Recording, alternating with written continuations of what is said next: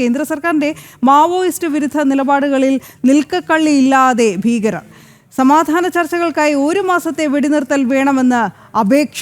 ചരിത്രത്തിൽ ആദ്യമായാണ് മാവോയിസ്റ്റുകൾ സമാധാന ചർച്ചകൾക്ക് അപേക്ഷിക്കുന്നതും വെടിനിർത്തൽ തങ്ങളുടെ ഭാഗത്തുനിന്ന് ഉണ്ടാകുമെന്നും ഇങ്ങനെ പരസ്യ പ്രഖ്യാപനം നടത്തുന്നതും.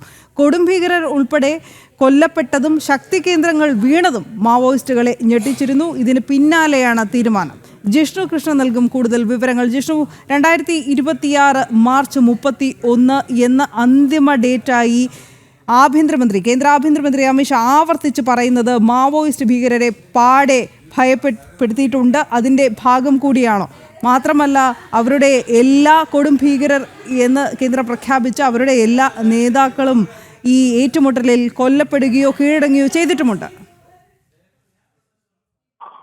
കേന്ദ്ര സംസ്ഥാന സർക്കാരുകൾ മാവോയിസ്റ്റ് വിരുദ്ധ പോരാട്ടം ശക്തമാക്കിയതോടുകൂടിയാണ് ഇത്തരത്തിലൊരു പരിപൂർണമായിട്ടുള്ള കീഴടങ്ങിലേക്ക് മാവോയിസ്റ്റ് ഭീകരർ എത്തുന്നത്. കഴിഞ്ഞ 2 വർഷത്തിലധികമായി അതിശക്തമായിട്ടുള്ള ഭീകര വിരുദ്ധ പോരാട്ടം ബീജാപൂരും ദന്തേവാഡയും ഉൾപ്പെടെയുള്ള മേഖലകൾ മുൻപ് മാവോയിസ്റ്റ് ശക്തി കേന്ദ്രങ്ങളായിരുന്ന പ്രദേശങ്ങൾ അവിടെയെല്ലാം കൊടും ഭീകരരെ വധിച്ചുകൊണ്ടും ജനങ്ങളെ അവരുടെ ജീവിത നിലവാരം ഉയർത്തിക്കൊണ്ട് അവരെ സ്വാധീനിക്കുന്നതിലൂടെ മാവോയിസ്റ്റ് ശക്തി കേന്ദ്രങ്ങൾ പലതും തകർന്നടിയുന്ന സാഹചര്യമുണ്ടായി. കഴിഞ്ഞ ദിവസങ്ങളിൽ തുടർച്ചയായി നടന്നിട്ടുള്ള ഏറ്റുമുട്ടലിൽ സർക്കാർ തലയ്ക്ക് വിലയിട്ടിരുന്ന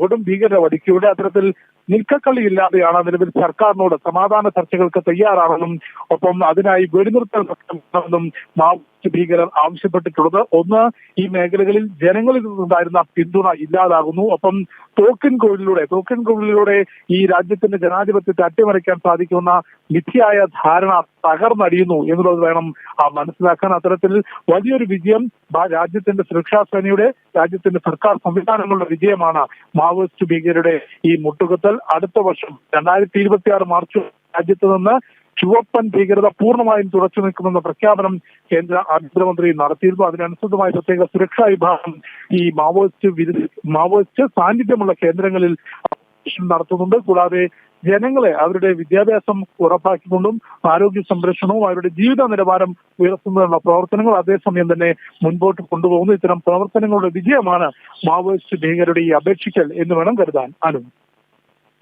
ശരി ജിഷ്ണു.